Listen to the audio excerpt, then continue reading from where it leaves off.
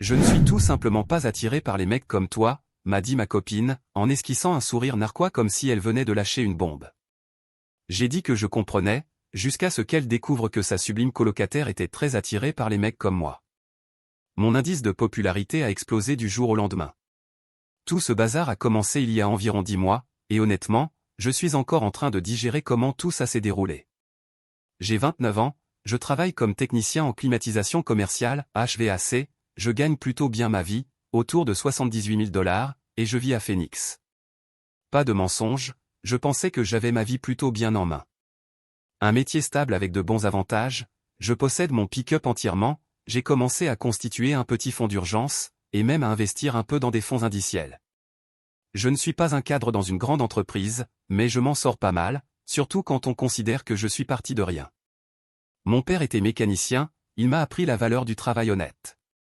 Ma mère était infirmière, elle m'a appris à traiter les gens avec respect. Ils sont tous les deux morts dans un accident de voiture quand j'avais 24 ans, ce qui, pour être honnête, m'a fait apprécier encore plus la stabilité et les relations sincères. Je ne suis pas du genre à courir après les choses tape à accent grave l'œil ou à essayer d'impressionner les gens avec des trucs que je ne peux pas me permettre. Je conduis un Ford F-150 fiable, je vis dans un appartement modeste et je passe mon temps libre à faire des activités qui comptent vraiment pour moi. Je sortais avec cette fille, Brittany, depuis environ 14 mois. Elle a 27 ans, elle travaille dans le marketing des réseaux sociaux, ce qui veut essentiellement dire qu'elle publie du contenu sur Instagram pour des entreprises locales et qu'elle gagne peut-être 32 000 $ dans une bonne année, mais elle agissait comme si elle dirigeait une entreprise du Fortune 500 ou quelque chose comme ça, parlant sans cesse de sa marque personnelle et de la manière dont elle développait son influence. Son appartement était rempli d'anneaux lumineux, de trépieds pour téléphone, et de maquillage en quantité suffisante pour équiper tout un comptoir de grands magasins. On s'est rencontrés dans un café, où elle prenait des photos de son toast à l'avocat pendant 20 minutes avant de le manger. Moi, j'étais là, en train de lire des revues spécialisées et de travailler sur mon ordinateur portable. Elle a engagé la conversation à propos de mon vieil ordinateur portable, qui n'était pas vraiment vieux, juste âgé de 3 ans et encore parfaitement fonctionnel, mais apparemment, ça comptait comme « rétro » dans son monde. Au début, son truc de réseaux sociaux me paraissait plutôt mignon. Elle était dynamique, extravertie, toujours en train de planifier des rendez-vous et des activités photogéniques, mais après quelques mois, j'ai commencé à remarquer que tout ce qu'on faisait devait être documenté et mis en scène. Elle ne pouvait pas juste profiter d'un coucher de soleil, elle devait trouver le bon angle, ajuster la lumière, prendre 40 clichés, puis passer 1 heure à les retoucher. On avait cette routine du dimanche dans un café branché du centre-ville appelé Brew & Bloom. L'endroit faisait payer environ 6 $ pour un café basique, mais elle insistait pour qu'on y aille parce que c'était esthétique pour ses publications. Les murs en briques apparentes, les ampoules Edison, et les plantes grasses partout, apparemment ça rendait bien sur Instagram. Moi, j'apportais généralement ma tablette pour lire des publications spécialisées ou travailler sur un projet personnel. Je développais une application pour aider les gens à trouver de bons endroits pour pêcher, en fonction des conditions de l'eau, des modèles météorologiques et des prises récentes partagées par d'autres utilisateurs. Je travaillais dessus depuis environ 8 mois, en apprenant à développer des applications grâce à des cours en ligne et à des tutoriels YouTube. Rien de fou, juste quelque chose que j'aimais faire pendant mon temps libre. L'idée m'était venue de ma propre frustration à trouver de bons coins de pêche en Arizona. Bien sûr, il y a les lacs connus de tous, mais moi, je voulais découvrir les perles rares, là où on pouvait vraiment attraper quelque chose sans être entouré de foule. Alors j'ai commencé à créer une plateforme où les utilisateurs pouvaient partager leurs dernières prises, les conditions de l'eau, les meilleurs moments pour pêcher, et même poster des photos de leurs coins favoris. Ce dimanche-là avait commencé comme d'habitude.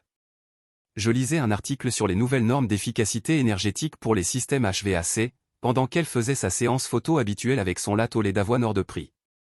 Elle a dû prendre une vingtaine de photos sous différents angles, vue de dessus, angle latéral avec la lumière du matin, plan artistique avec une partie de son visage en train de siroter le café, tout le tralala. La lumière est parfaite aujourd'hui, dit-elle en ajustant son téléphone pour la 15e fois, ça va sûrement générer de l'engagement. J'ai hoché la tête distraitement, concentré sur un article parlant de l'intégration des thermostats intelligents. Ça aurait dû être mon premier indice qu'on vivait dans 2 mondes complètement différents. Une fois sa séance photo terminée et son contenu soigneusement publié, elle a posé son téléphone et m'a lancé un regard comme si elle s'apprêtait à m'annoncer quelque chose depuis un moment. « Jake, il faut que je sois honnête avec toi à propos de quelque chose qui me ronge » m'a-t-elle dit.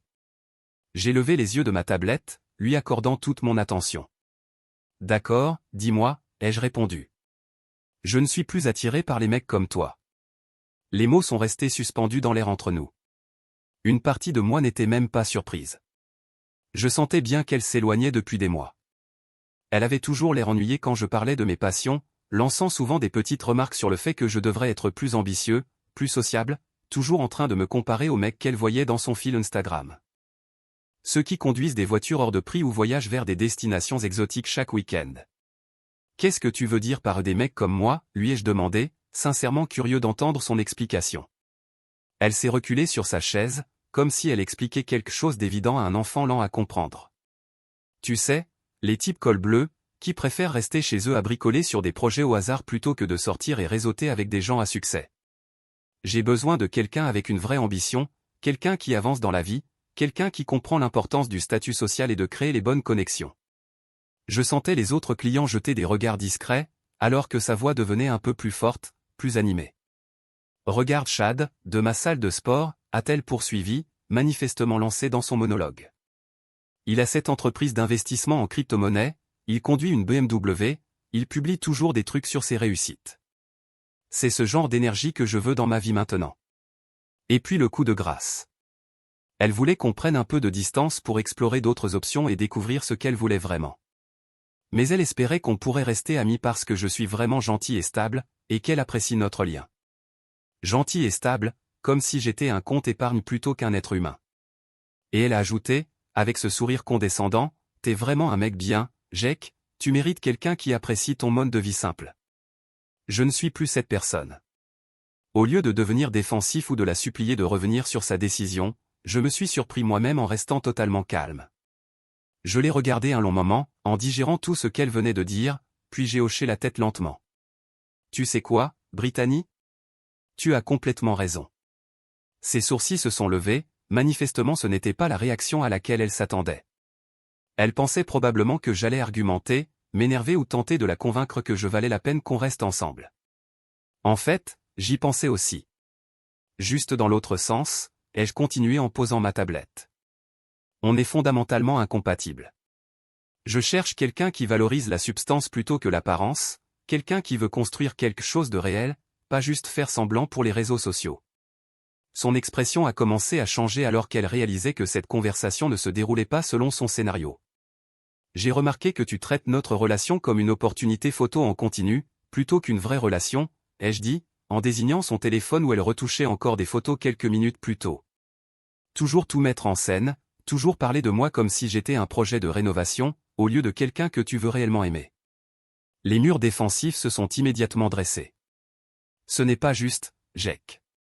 J'essaie juste de construire quelque chose de significatif pour mon avenir. Les réseaux sociaux, c'est une vraie carrière maintenant. En insinuant constamment que je devrais avoir un meilleur boulot, en levant les yeux au ciel chaque fois que je parle de mon appli de pêche, en me présentant aux gens comme ton petit bricoleur, comme si j'étais un prestataire de service plutôt que ton copain. Elle a ouvert la bouche pour répliquer, mais je n'avais pas terminé. Et soyons honnêtes au sujet du réseautage. Tu ne veux pas que je sois plus sociable. Tu veux que je sois plus rentable. C'est différent. Je me suis levé, j'ai laissé de l'argent sur la table pour nos 2 boissons. Écoute, tu veux quelqu'un qui va financer ton style de vie et booster ton image sur les réseaux sociaux. Moi, je veux quelqu'un qui aime vraiment la personne que je suis. Autant en finir proprement, plutôt que de prétendre que ça fonctionne encore pour l'un ou l'autre. En partant, je pouvais sentir son regard fixé sur moi, avec une expression de choc. Je suis presque certain qu'elle s'attendait à ce que je me batte pour elle ou que je supplie pour une seconde chance. À la place, j'ai ressenti un étrange soulagement, comme si j'avais enfin accepté quelque chose que j'évitais depuis des mois. Ce soir-là, j'étais de retour dans mon appartement, un F2 modeste que j'avais réussi à acheter 2 ans plus tôt. Ce n'était pas luxueux, une cuisine basique, un petit salon, une chambre juste assez grande pour mon lit et une commode, mais c'était chez moi. Payé avec l'argent économisé en vivant en dessous de mes moyens et en faisant des heures sup quand c'était possible. Je travaillais à ma table de salle à manger, sur mon appli de pêche, essayant d'améliorer les fonctionnalités de précision GPS, quand mon téléphone a vibré. C'était un message d'Emma, la colocataire de Brittany, ce qui m'a complètement pris au dépourvu. Durant tout le temps où je sortais avec Brittany, Emma et moi avions peut-être échangé 50 mots au total. Elle avait 26 ans, travaillait comme contrôleuse qualité dans une entreprise de fabrication locale, et semblait passer la majorité de son temps libre à lire ou à travailler sur ses propres projets. Quand j'étais chez elle, elle hochait la tête pour dire bonjour, puis disparaissait dans sa chambre ou dans la cuisine. Salut Jack, j'ai entendu parler d'aujourd'hui, désolé que ça se soit terminé brutalement. Question un peu aléatoire, mais j'ai remarqué qu'un panneau à louer est apparu devant le duplex en face de chez nous. Je connais personnellement la propriétaire si tu veux y jeter un œil. Je suis resté figé devant ce message pendant une bonne minute. C'était vraiment attentionné, sincèrement gentil d'une manière à laquelle je ne m'attendais pas, surtout venant de quelqu'un qui avait toutes les raisons du monde de rester à l'écart des histoires de sa colocataire et d'éviter de prendre parti. C'est vraiment gentil de penser à moi, ai-je répondu. Oui, je serais carrément intéressé à le visiter. Si ça ne te dérange pas de me faire l'introduction, ai-je dit. Aucun souci, a répondu Emma. Madame Rodriguez est géniale. Elle est une ancienne proviseure de lycée à la retraite, très juste sur les loyers, et elle s'occupe vraiment bien de ses propriétés. Tu veux qu'on y aille demain vers 18 h? Je peux te la présenter comme il faut. Toute l'interaction m'a paru étonnamment normale et bienveillante, sans drame, sans prise de parti maladroite, juste une personne décente qui en est d'une autre dans une situation compliquée. C'était rafraîchissant, après des mois à avoir l'impression de devoir marcher sur des œufs à cause des humeurs de Brittany. Le soir suivant, Emma m'a accompagné de l'autre côté de la rue pour rencontrer Madame Rodriguez. Le duplex était exactement ce que j'espérais trouver sans vraiment y croire, 2 chambres, une cuisine rénovée avec des appareils décents, un petit jardin parfait pour faire des barbecues ou bricoler sur mon pick-up, et surtout, un loyer abordable dans un bon quartier. Madame Rodriguez s'est révélée être une femme vive de 68 ans, qui a jeté un œil à mes références professionnelles et a commencé à me poser des questions détaillées sur mon expérience dans les métiers techniques. Elle avait enseigné au lycée pendant 30 ans avant de prendre sa retraite, et elle avait cette manière directe d'évaluer les gens qu'on acquiert après avoir côtoyé des ados pendant des décennies. Emma m'a dit que tu travailles sur une sorte d'application de pêche, a-t-elle dit en ajustant ses lunettes pendant que nous regardions la cuisine. Mon défunt mari était passionné de pêche. Il se plaignait toujours de ne pas avoir de bonnes infos sur où aller et quand. Quand j'ai sorti mon téléphone pour lui montrer l'interface de l'application, lui expliquant comment elle agrégeait des données sur les conditions de l'eau, les prises récentes d'autres utilisateurs et les modèles météo pour suggérer les meilleurs lieux et moments pour pêcher, ses yeux se sont réellement illuminés. C'est exactement le genre de résolution de problèmes pratiques que je respecte, a-t-elle dit en faisant défiler les fonctionnalités que j'avais développées. Trop de jeunes aujourd'hui travaillent sur des absurdités qui n'aident personne. Toi, tu construis quelque chose d'utile. Elle m'a posé des questions intelligentes sur le processus de développement, sur la manière dont je gérais la confidentialité des données utilisateurs et sur mes éventuels projets de monétisation. Petit à petit, je me suis surpris à expliquer des détails techniques que je partage rarement avec qui que ce soit, et elle suivait parfaitement. À la fin de la visite, non seulement elle a approuvé ma candidature, mais elle m'a aussi proposé un rabais sur le loyer, 1100 $ par mois au lieu des 1300 affichés, parce que, comme elle l'a dit, les bons locataires qui construisent des choses réelles et traitent les gens avec respect, ça vaut l'investissement. Au cours des 2 semaines suivantes, Emma m'a aidé à coordonner la logistique du déménagement, pas de manière flagrante ou théâtrale, juste des choses pratiques qui rendaient le processus plus fluide. Elle m'a indiqué les meilleurs moments pour joindre les compagnies d'électricité, quels fournisseurs d'accès Internet étaient les plus fiables dans le quartier, et même une boutique d'électroménager locale qui proposait de bonnes affaires sur du matériel d'occasion. Pendant ces conversations, j'ai commencé à remarquer quelque chose qui m'a honnêtement surpris. Emma posait de vraies questions réfléchies sur mon travail et semblait sincèrement intéressée par les réponses. Quand j'ai parlé d'une installation HV assez complexe que j'avais réalisée dans un hôpital local, elle voulait savoir quels étaient les défis techniques et comment les systèmes commerciaux différaient des systèmes résidentiels. Quand je lui ai parlé de mon appli de pêche, elle s'est intéressée au design de l'interface utilisateur, à la manière dont je stockais les données, et m'a demandé si j'avais envisagé d'ajouter des fonctionnalités sociales comme des avis d'utilisateurs ou le partage de photos. Ce n'étaient pas des questions pour faire la conversation. Elle était vraiment curieuse et partageait ses propres idées, tirées de son expérience dans le contrôle qualité. Tu sais, m'a-t-elle dit un soir pendant que je faisais des cartons, j'ai jamais compris pourquoi Brittany avait l'air si ennuyée quand tu parlais de tes projets. Le développement logiciel, c'est essentiellement résoudre des problèmes avec de la logique et de la créativité, et c'est passionnant quand on prend le temps d'écouter. C'était une remarque toute simple, mais elle m'a profondément touché. Voilà quelqu'un qui comprenait que mes centres d'intérêt n'étaient ni ennuyeux ni inutiles. En réalité, ils étaient plutôt cool, à condition de savoir les apprécier. Pendant ce temps, Brittany commençait à réapparaître à chaque fois qu'Emma et moi discutions des choses pratiques du déménagement. Elle traînait dans l'encadrement des portes avec une expression crispée, balançant des remarques passives-agressives sur le fait qu'Emma était trop serviable ou qu'elle ne l'avait jamais vue s'intéresser autant à la vie de quelqu'un d'autre. Tu trouves pas ça bizarre que ma coloc soit plus investie dans ton déménagement que moi je l'ai jamais été, m'a-t-elle lancé un soir, quand elle nous a surpris en train de comparer des forfaits internet sur mon ordinateur. Je veux dire, elle est drôlement minutieuse dans toute cette histoire de déménagement. Ce que Brittany ne réalisait pas, c'est que ces soi-disant discussions banales sur les vitesses internet ou les transferts de contrats d'électricité étaient en réalité les premières vraies connexions intellectuelles que j'avais eues depuis des mois. Emma comprenait les aspects techniques de mon métier et appréciait vraiment les compétences en résolution de problèmes que ça demandait. Elle posait des questions intelligentes sur mon processus de développement d'applications et me proposait des idées qui m'aidaient à repenser certaines fonctionnalités. Environ 3 semaines après mon emménagement dans le duplex en face de chez elle, j'ai fait une découverte qui a complètement changé ma manière de comprendre l'année écoulée et le comportement de Brittany. J'étais en train de dîner avec Emma à leur table de cuisine, juste des restes de pizza, en discutant d'un livre sur le développement de petites entreprises qu'elle m'avait recommandé, quand Brittany a franchi la porte d'entrée et s'est figée dans l'embrasure, comme si elle nous avait surpris en train de planifier quelque chose d'illégal. Le simple fait de nous voir assis là, à réellement apprécier la compagnie de l'autre et à avoir une conversation authentique, d'une manière qui apparemment n'avait jamais existé pendant toute ma relation avec Brittany, a déclenché quelque chose de nucléaire en elle.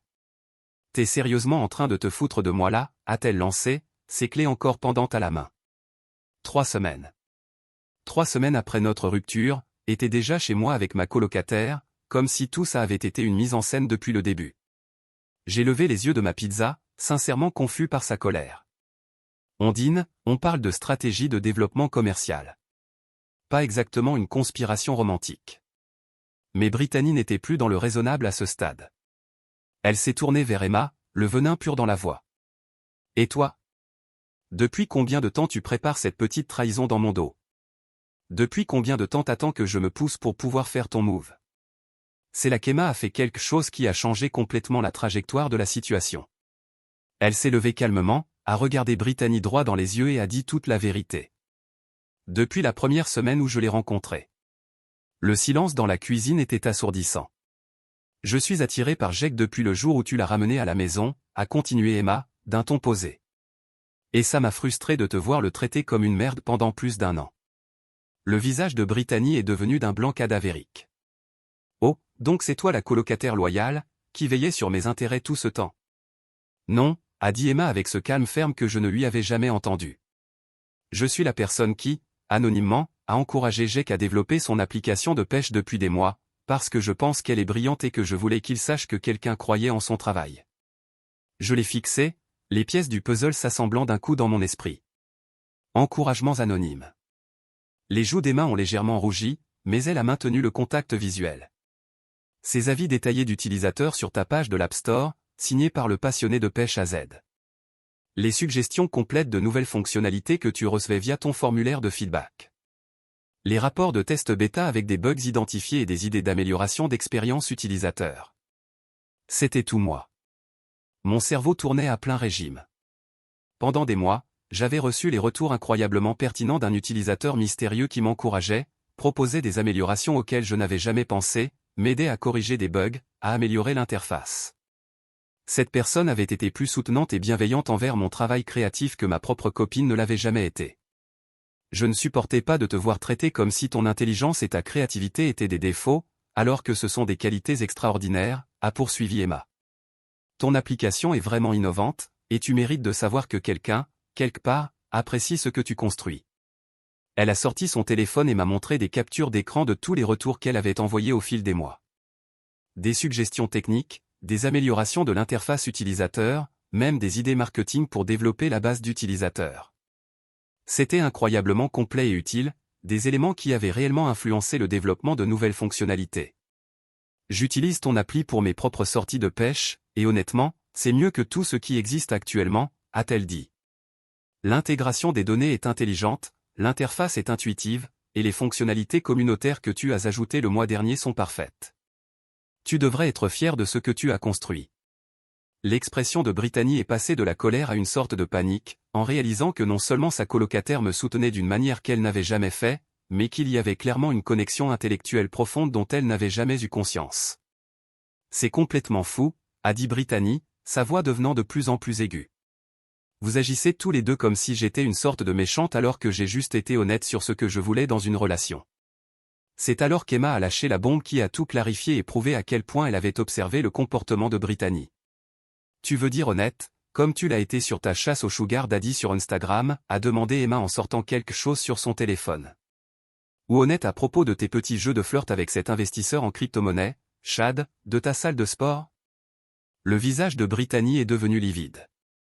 Je suis au courant des sessions de messages privés en pleine nuit avec des hommes plus âgés qui postent des photos de leur voiture de luxe, a continué Emma sans fléchir. Et de la façon dont ta personnalité change totalement quand tu parles de mecs vraiment riches. Et des multiples profils sur des applis de rencontres où tu indiques carrément un revenu minimum requis pour tes potentiels matchs. Je ressentais un mélange étrange de soulagement et de dégoût. Mes soupçons croissants à propos de son comportement ces derniers mois n'avaient donc rien à voir avec de la paranoïa ou de la jalousie, après tout. Et voici ma préférée, a dit Emma, avec une pointe dans la voix que je ne lui avais jamais entendue, en faisant défiler son téléphone. La manière dont tu appelles Jake ton petit copain d'entraînement devant tes amies influenceuses. Comme s'il était une paire de petits trous, juste un essai, en attendant de trouver une vraie prise avec de l'argent. Ces mots m'ont frappé comme un coup de poing dans le ventre. Petit copain d'entraînement. Tous ces mois à me sentir pas assez bien, comme si je la décevais d'une façon ou d'une autre, alors qu'en réalité, elle me traitait littéralement comme une solution temporaire pendant qu'elle cherchait mieux. Chad m'a tout raconté, a continué Emma, sans la moindre pitié. Tu lui demandais s'il pensait que tu te contentais de peu en sortant avec Jake. Tu te plaignais que Jake ne gagnait pas assez pour le style de vie que tu voulais. Tu te demandais à voix haute si tu ne devrais pas plutôt attendre quelqu'un avec une Tesla et un Pantouz en centre-ville. L'ironie dévastatrice de la situation ne m'a pas échappé, Brittany se plaignait auprès de sa potentielle mise à niveau de mes supposés manques et de mon absence d'ambition, alors qu'Emma célébrait en secret et soutenait la même créativité, éthique de travail et intelligence que Brittany trouvait si ennuyeuse et inutile. Alors non, a conclu Emma fermement, je ne ressens absolument aucune culpabilité d'être attiré par quelqu'un qui mérite mieux que d'être traité comme un simple marchepied humain, pendant que tu passais des auditions pour Sugar Daddy sur Instagram. La réponse immédiate de Brittany, face à l'exposition complète de son comportement, a été de déclencher ce qu'on ne peut décrire que comme une frappe nucléaire sur les réseaux sociaux. En quelques heures à peine après notre confrontation dans la cuisine, ses stories Instagram étaient inondées de publications dramatiques sur les faux amis qui te poignardent dans le dos, les colocataires vipères qui trahissent ta confiance quand tu es au plus vulnérable. Elle a construit cette narrative élaborée de victime, dans laquelle elle était la pauvre innocente prise par surprise dans un complot de vengeance bien calculé. Elle postait des citations inspirantes sur les gens toxiques et la trahison, avec des légendes du style « Quand quelqu'un te montre qui il est vraiment, crois-le dès la première fois » ou « Parfois, ce sont les personnes les plus proches qui préparent ta chute ». Sa stratégie semblait être de rallier notre groupe d'amis communs en se positionnant comme la victime trahie, manipulée systématiquement par sa colocataire soi-disant loyale et son ex-petit ami vindicatif, ligué pour détruire son bonheur. Mais Brittany avait sérieusement sous-estimé à quel point son comportement avait été remarqué, commenté, et franchement critiqué au sein de notre cercle social. La première grosse fissure dans son récit est apparue quand un ami commun de la salle de sport a commenté l'une de ses publications les plus théâtrales, « Tu ne me demandais pas, il y a 2 semaines à peine, si tu pensais que le gars des cryptos, Chad, était du genre à faire un bon couple, alors que t'étais censé être heureuse avec Jake ?» Ce simple commentaire a ouvert les vannes d'une manière que Brittany n'avait clairement pas anticipée. Soudain, d'autres amis ont commencé à partager leurs propres observations et expériences avec elle. Un ami du groupe de rando a posté qu'il avait été mal à l'aise en la voyant flirter ouvertement avec des types riches lors de soirées, alors que j'étais juste à côté, la façon dont elle leur touchait le bras, riait trop fort à leurs blagues moyennes, et faisait des remarques du style « Certains hommes dégagent naturellement une énergie de réussite, c'est tellement attirant. » Jessica, qui travaillait avec Brittany pour l'un de ses clients en réseaux sociaux, a partagé des captures d'écran de messages où Brittany disait que j'étais trop à l'aise dans la médiocrité, pas assez ambitieux financièrement pour une femme avec de vraies ambitions et des standards élevés. La révélation la plus accablante est venue de Sarah, qui avait assisté à l'anniversaire de Brittany 4 mois plus tôt. Apparemment, Brittany avait passé toute la soirée à s'excuser auprès des invités pour ma présence, me décrivant comme gentil mais un peu basique, en expliquant qu'elle essayait de m'aider à développer de plus grandes ambitions professionnelles et sociales. Chaque nouveau commentaire, chaque capture d'écran, détruisait méthodiquement la version fabriquée de Brittany, révélant un schéma constant de comportement manipulateur et irrespectueux que nos amis avaient observé et discuté en privé depuis des mois. Mais le coup de grâce est venu de la source la plus inattendue, Chad lui-même, l'investisseur en crypto-monnaie qu'elle avait mis en avant comme son futur upgrade et catalyseur de notre rupture. « Brittany, il faut que je sois complètement honnête avec toi », écrivait-il publiquement. « Tu me mets mal à l'aise avec tes avances depuis des mois. Je savais que tu avais un copain, et chaque fois que j'essayais de poser des limites, tu insistais encore plus. Tu posais des questions intrusives sur mes revenus et mon portefeuille d'investissement. Tu suggérais qu'on se voit seul en dehors de la salle de sport. Tu faisais des remarques sur le fait que ta relation actuelle ne répondait pas à tes attentes financières. C'était totalement inapproprié, et franchement, j'avais de la peine pour Jack. Parce qu'il avait l'air d'un mec vraiment solide qui ne méritait pas d'être traité avec autant de mépris. Le fait que sa cible principale l'ait non seulement repoussé depuis le début, mais étant plus éprouvé de la sympathie pour moi, a complètement démoli ce qui restait de sa réputation et de sa version de victime. La section commentaires de sa publication est devenue un véritable cimetière de captures d'écran, de témoignages personnels et de récits directs sur les comportements intéressés et manipulateurs de Brittany dans ses relations. Des amis ont commencé à publier des preuves de ses contradictions flagrantes, des captures où elle se plaignait de mon supposé manque d'ambition, tout en se vantant ailleurs de sortir avec un homme ayant un métier stable dans l'artisanat et son propre logement. D'autres messages où elle disait que notre relation était ennuyeuse et étouffante, alors qu'elle postait des photos de nous avec des légendes comme « béni d'avoir un partenaire aussi merveilleux et attentionné ». L'hypocrisie était étalée au grand jour pour que tout le monde la voie. La révélation la plus accablante et significative est venue de Lisa, une amie que nous avions en commun, qui a partagé un message vocal que Brittany lui avait envoyé 2 semaines avant notre rupture. Dans l'enregistrement, on entendait clairement Brittany dire « Je veux dire, j'aime Jack en tant que personne, mais il n'est pas assez riche pour moi à long terme. Tu sais, j'ai besoin de quelqu'un qui gagne vraiment bien sa vie et a de plus grands objectifs financiers. Mais pour l'instant, c'est un petit copain parfait, stable, fiable, gentil. L'idéal pour patienter en attendant que je trouve mes vraies options. » La destruction de sa réputation a été si rapide et si complète qu'à la fin de cette semaine, elle avait supprimé la majorité de ses publications dramatiques et mis son compte en privé. Mais le mal était fait. Les captures d'écran avaient été enregistrées et partagées. Tout notre cercle social avait maintenant une image claire de qui elle était vraiment et de la manière dont elle traitait non seulement moi, mais le concept même de relation honnête et respectueuse.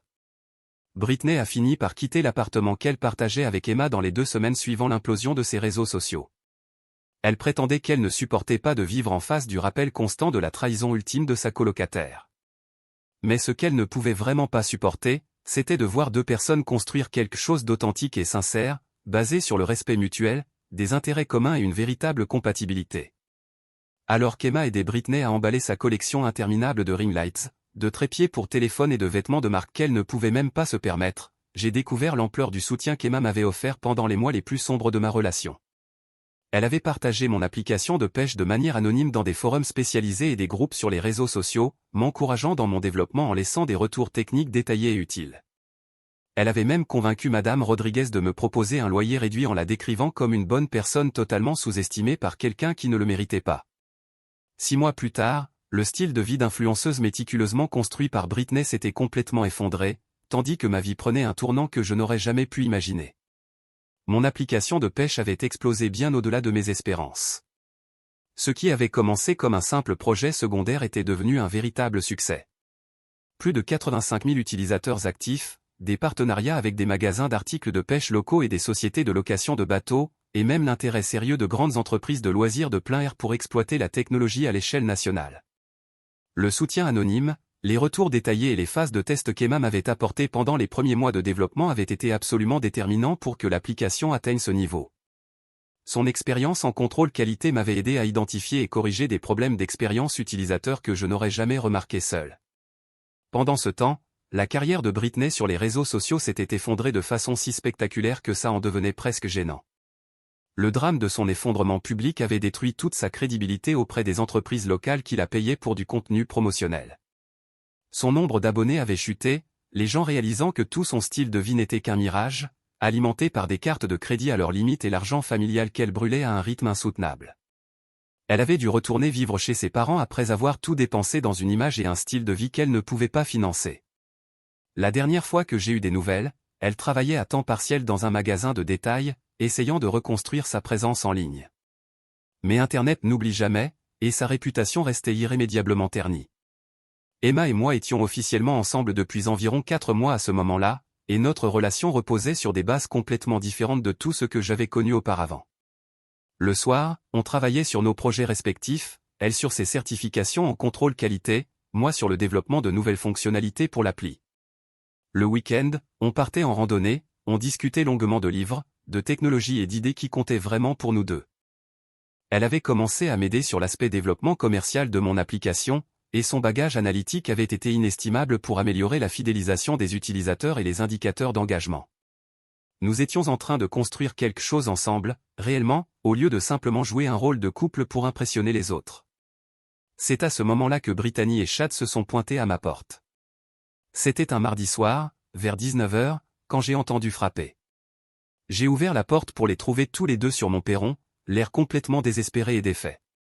Brittany avait clairement pleuré récemment, son maquillage était coulé et elle avait l'air de ne pas avoir dormi depuis des jours. Chad, lui, était extrêmement mal à l'aise, jetant des regards nerveux autour de lui, comme s'il ne voulait pas vraiment être là. « Jake » a commencé Brittany d'une voix tremblante, « on a vraiment besoin de te parler de quelque chose d'important. S'il te plaît. » Je me suis adossé au chambranle sans les inviter à entrer, sincèrement curieux de ce qui aurait bien pu les amener ici ensemble. « Qu'est-ce qu'il se passe ?» ai-je demandé. Chad a toussé maladroitement. « Écoute mec. Je sais que c'est vraiment inconfortable pour tout le monde, mais on est dans une situation désespérée et, on a entendu, par des amis en commun, que tu pourrais peut-être nous aider. » J'ai haussé un sourcil. « Vous aider ? Comment ça ? » C'est là que toute l'histoire pathétique a dégringolé d'un coup. Les investissements de Chad dans la crypto-monnaie avaient tourné au désastre. Il avait perdu près de 180 000 $ lorsqu'un projet d'altcoin qu'il avait lourdement promu s'était révélé être une pure arnaque.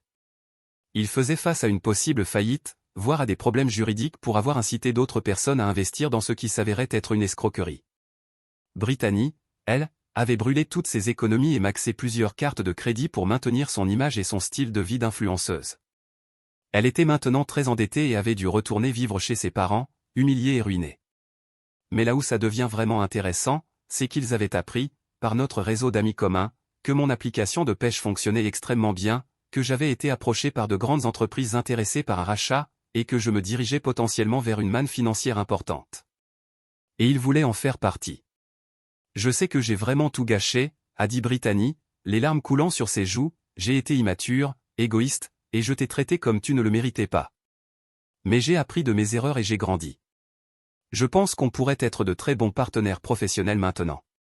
J'ai une vraie expérience en marketing et des connexions dans le monde de l'influence qui pourraient être très utiles pour faire grandir ton appli. Chad a ajouté son propre argumentaire. Et moi, je connais bien le côté investissement et finance, même si j'ai eu quelques revers récemment.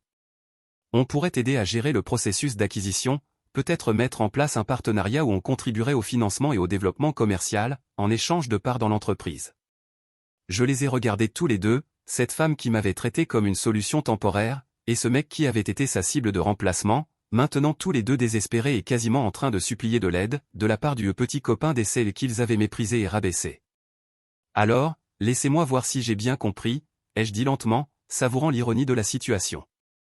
Brittany, tu m'as traité de médiocre et sans ambition, tu m'as humilié publiquement tout en essayant de monter de catégorie avec quelqu'un de plus riche. Et Chad, tu étais le gars qu'elle visait, qui savait qu'elle était en couple, mais qui semblait à l'aise d'être sa stratégie de sortie. Et maintenant vous voulez tous les deux que je vous sauve des conséquences de vos propres choix. Ils se sont échangés des regards désespérés, espérant clairement que je serais le plus grand et que je les sortirais du trou qu'ils avaient creusé. Le truc, c'est que... ai-je continué, appréciant ce moment plus que je ne l'aurais dû, Emma m'avait prévenu il y a des mois que les gens comme vous finissent toujours par revenir, une fois qu'ils réalisent qu'ils ont fait une énorme erreur. Ceux qui traitent les autres comme des marchepieds ne comprennent la valeur de la loyauté et des relations authentiques que quand ils sont dans le besoin. Brittany a tenté de m'interrompre avec plus d'excuses et de promesses. Jake, s'il te plaît, je sais que je t'ai blessé profondément, mais j'ai vraiment changé.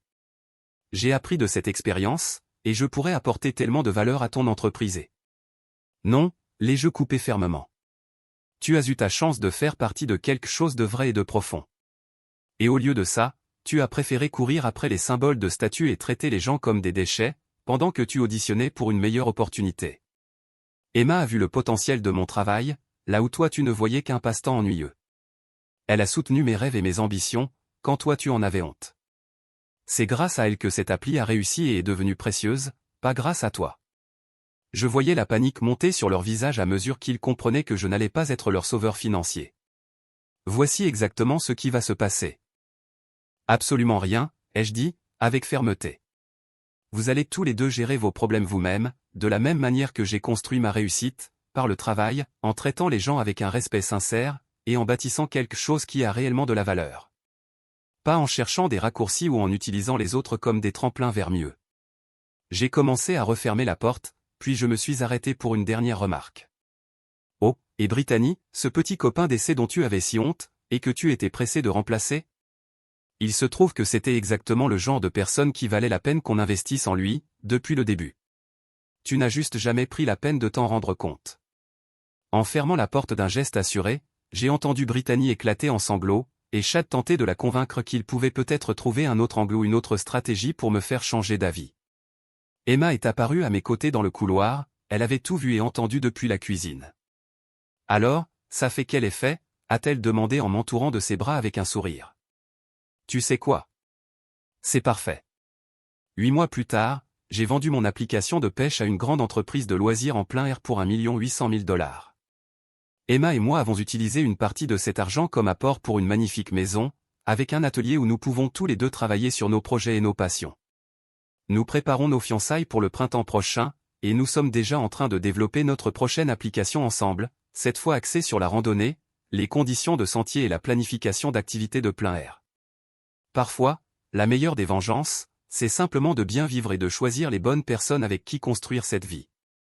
La dernière fois que j'ai entendu parler de Brittany, elle travaillait dans une boutique au centre commercial et vivait toujours chez ses parents, essayant sans succès de reconstruire sa présence sur les réseaux sociaux. Chad avait déclaré faillite et était retourné dans la petite ville d'où il venait à l'origine. Pendant ce temps, Emma et moi nous réveillons chaque matin, reconnaissants de nous avoir trouvés, enthousiastes face à ce que nous bâtissons ensemble. Il s'avère que lorsqu'on arrête enfin d'accepter d'être traité comme une solution de remplacement, on libère de l'espace pour quelque chose qui en vaut vraiment la peine.